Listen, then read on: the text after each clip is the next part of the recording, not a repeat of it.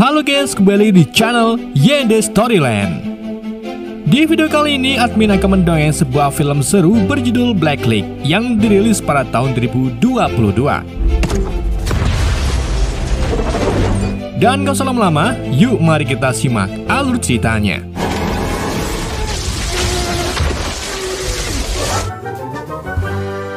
Gak bisa bahasa Inggris.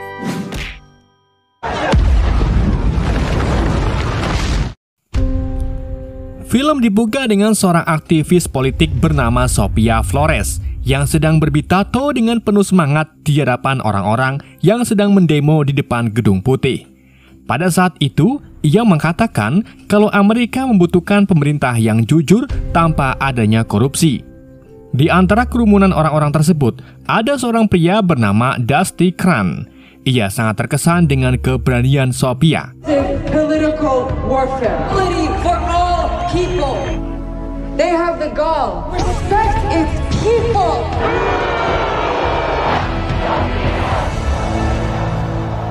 Pada malam harinya, Sophia sedang memeriksa media sosial. Ia melihat ada banyak komenan positif, namun ada juga beberapa komenan negatif.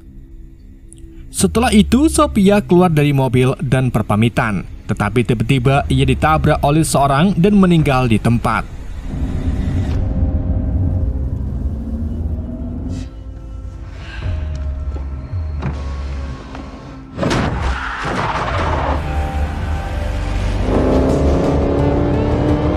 Keesokan harinya, Travis, seorang agen rahasia yang terampil, sedang menjalankan misi untuk menyelamatkan rekannya yang sedang terjebak di sebuah rumah dan dikepung oleh segerombolan geng motor. Travis lalu mengalihkan perhatian mereka dengan cara meledakkan sebuah rumah.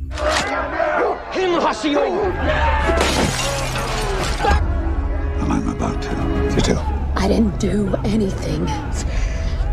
I panicked.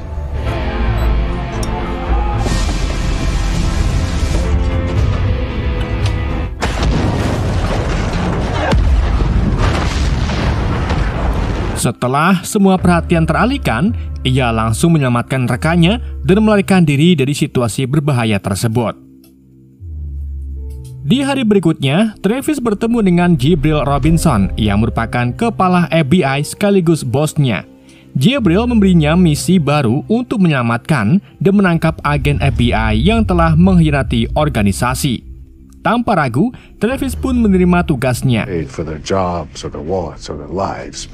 Being cleaned up and debriefed. Appreciate you making it happen, Travis.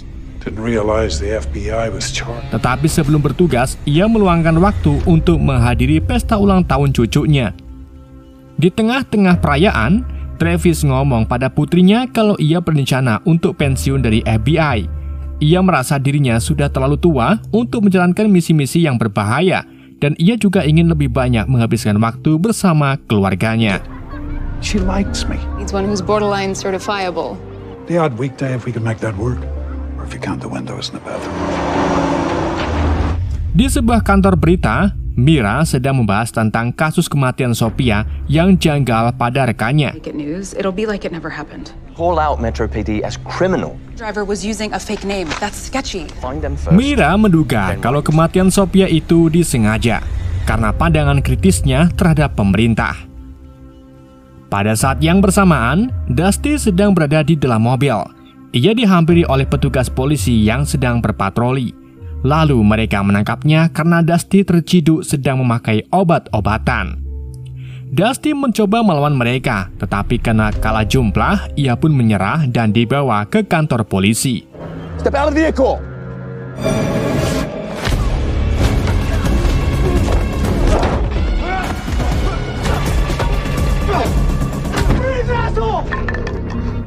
Tak lama setelah penangkapan Dusty, Travis datang untuk membantunya. Ia adalah seorang agen FBI yang diduga membelok melawan organisasi. Travis yang sedang menjalankan misi untuk membantunya dengan cepat berhasil membebaskannya dari polisi. Setelah itu mereka meninggalkan kantor. Di dalam perjalanan, Travis mencoba membujuk Dusty untuk kembali ke organisasi karena ia adalah anak yang sangat terampil. Namun ketika Dusty mendengar hal itu, ia tak menunjukkan sedikit pun minat untuk kembali ke FBI. Beberapa saat kemudian, Travis ingat kalau ia harus menjemput cucunya di sekolah. Ia pun dengan cepat pergi ke sekolah dan biarkan Dusty diborgol di dalam mobil untuk memastikan dirinya tak kabur. Sementara itu, saat Travis pergi menemui cucunya, secara mengejutkan seorang anak laki-laki menghampirinya. Lalu Dusty meminta sebuah pensil ke anak tersebut, dan dengan benda itulah ia berhasil membuka borgolnya. Ketika Travis kembali ke mobilnya, ia kaget melihat Dusty berhasil melarikan diri dan mengendarai truk untuk kabur dari sana. Travis yang tak mau kalah dari Dusty segera mengejarnya.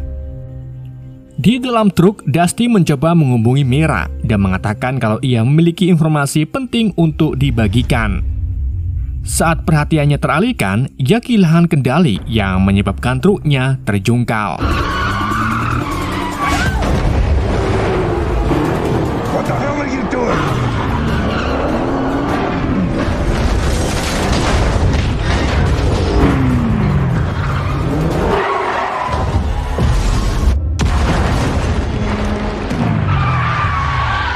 Tetapi untungnya, Dusty selamat dan ia segera bangun untuk melarikan diri dari Travis.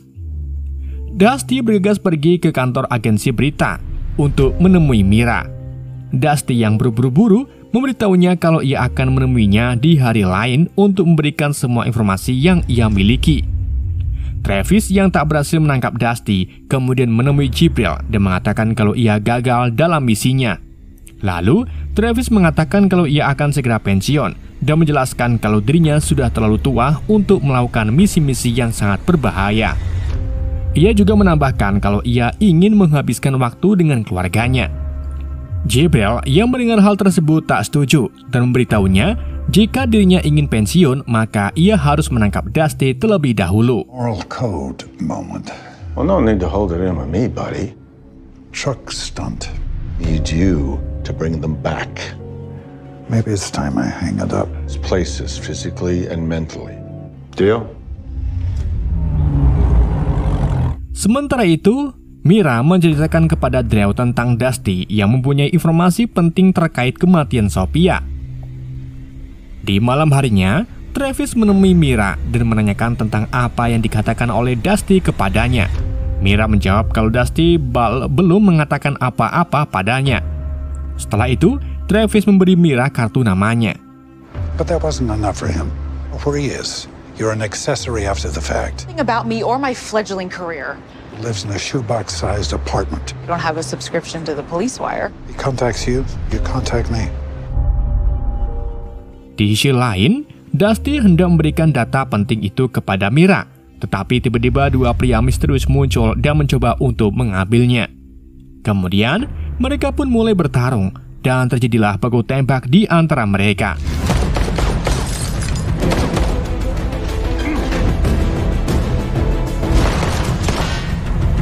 Untungnya, Dusty berhasil melarikan diri dari mereka, meskipun perutnya berhasil tertembak.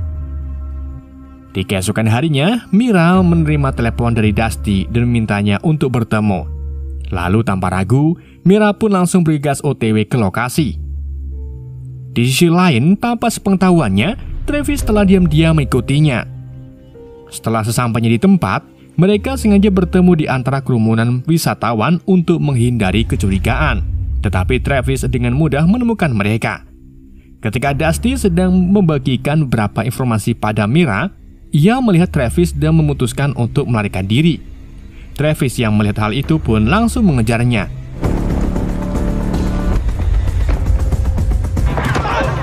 We got him. See, this is a bad idea. Setelah Arya tertangkap, Dusty mengatakan kalau ia tak mau kembali ke FBI. Ia berusaha melawannya, tetapi karena faktor umur, Dusty berhasil mengalahkannya dan melarikan diri untuk sekian kalinya. Tetapi Travis terus mencoba meyakinkannya untuk kembali ke FBI. Dusty yang frustasi menjelaskan kalau ia sudah muak dengan perintah Gabriel yang menyuruhnya untuk menyakiti warga sipil. Ia juga membeberkan kalau kematian Sophia adalah sebuah konspirasi. Jadi ia memutuskan untuk memberitahu seluruh media. Setelah itu, saat Dusty akan pergi, tiba-tiba dua pria misterius muncul dan menembakinya. Lalu, sebelum mereka pergi, kedua pria tersebut mengambil sebuah flash disk yang berisikan data-data kejahatan Jibril. Beberapa saat kemudian, Dusty diberi pemakaman yang layak sebagai anggota FBI.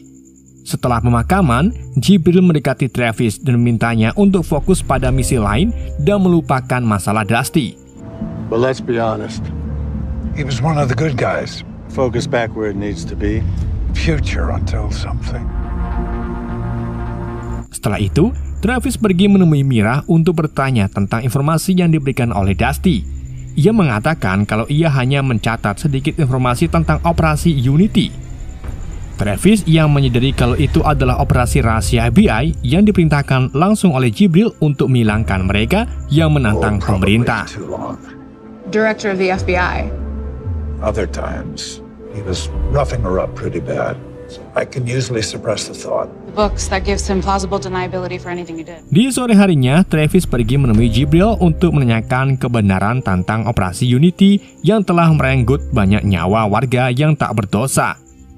Setelah mendengar hal itu, Jibril memarahi Travis karena ia telah lancang terhadap pejabat tinggi FBI.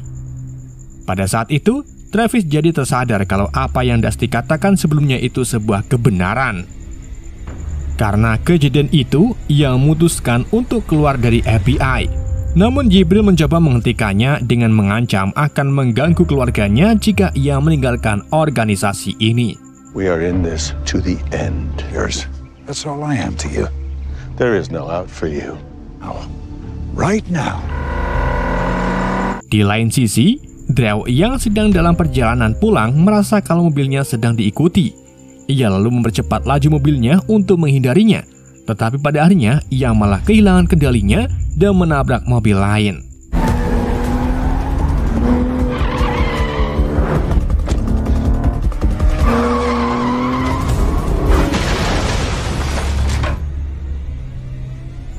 Setelah itu, dua pria misterius tersebut merekayasa kejadian supaya tampak seperti kecelakaan. Mira yang mendengar tentang kematian bosnya itu menyadari kalau ia terbunuh setelah membuat berita tentang pembunuhan Dusty yang disengaja oleh FBI. Suggesting that the head of the FBI had this point sitting here playing detective. Innocent civilians, his words. We could both end up like Sophia. Di sisi lain, Travis pergi ke rumah putrinya dan mencari-cari keberadaan mereka, tetapi ia tak menemukannya dimanapun.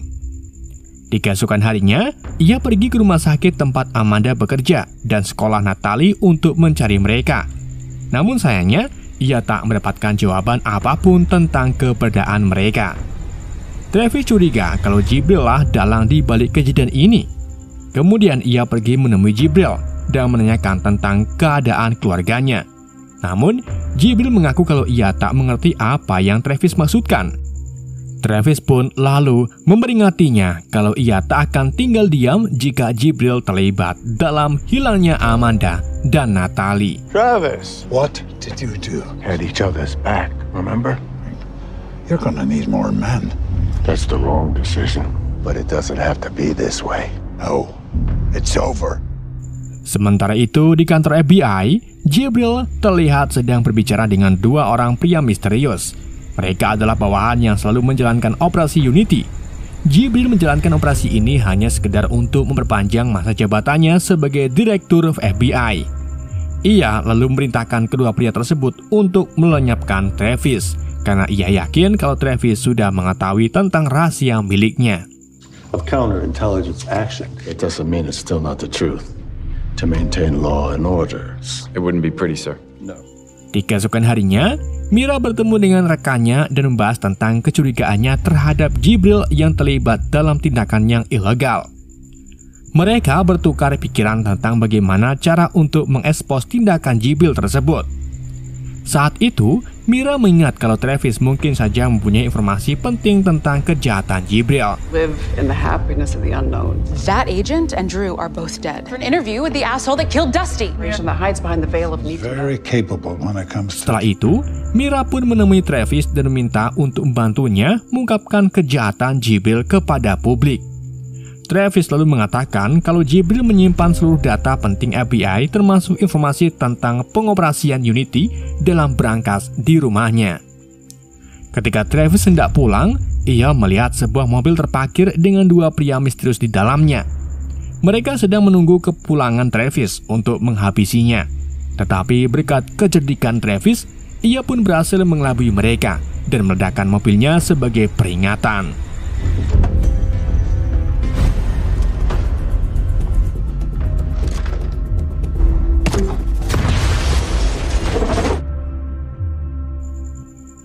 Setelah itu, ia bergegas pergi ke rumah Jibril dan menodongkan senjata padanya.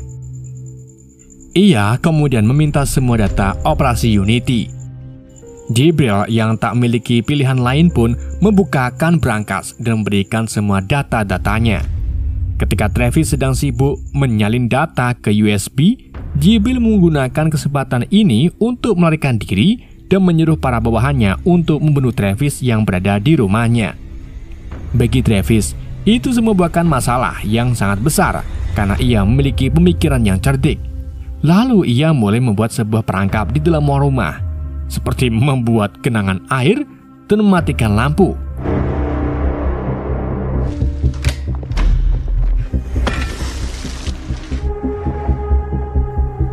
Dengan jebakannya itu, ia berhasil mengakali para bawahannya Jibril. Lalu ia membawa mereka ke sebuah ruangan yang penuh dengan air dan menggunakan listrik untuk mengalahkannya.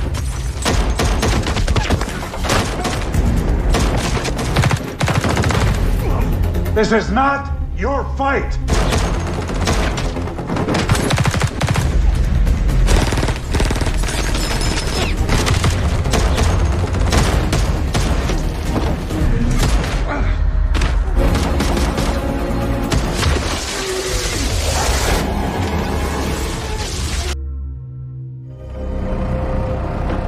Di keesokan harinya, Travis berada di sebuah rumah bersama Mira dan temannya Amy yang merupakan jurnalis. Travis mengundang mereka untuk berbicara tentang informasi yang telah ia dapatkan dari rumah Jibril. Lalu, Travis mendapatkan telepon dari temannya. Ia memberitahu kalau ia sudah berhasil menyelamatkan Amanda dan Natalie. Setelah mendengar hal itu, Travis pun merasa lega. Pada suatu hari, Jibril meninggalkan kantor FBI dan masuk ke sebuah mobil yang ternyata supirnya adalah Travis. Selama perjalanan, Travis mulai mencoba mengancamnya untuk mengakui seluruh kejahatannya. Jibril yang tak terima mulai berontak dan berhasil melarikan diri dari mobil. Tetapi pada harinya, mereka berdua mulai melakukan aksi saling tembak-menembak. Arrangement never happened.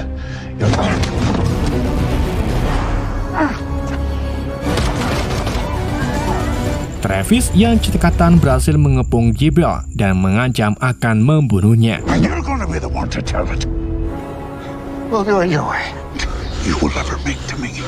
Jibril yang ketakutan memutuskan untuk menyerah. Ia berjanji akan menyerahkan dirinya ke pihak berwajib dan mengakui kalau semua kejahatannya itu adalah ulahnya. Where's my family? You want to put a bullet in your old friend? This needs to be told. Please, do it. Film ini kemudian ditutup dengan menampilkan Travis yang pergi menjemput Amanda dan Natalie dari tempat aman. Pada akhirnya, mereka merasa senang karena bisa berkumpul kembali bersama. Dan film pun berakhir. Oke guys, itulah alur cerita film Black Click dari Liam Neeson. Semoga kalian terhibur dengan alur cerita yang saya bawakan. Mohon maaf jika ada kesalahan dalam penyampaiannya ataupun penyebutan nama. Sekian dari YND, sampai jumpa di video berikutnya.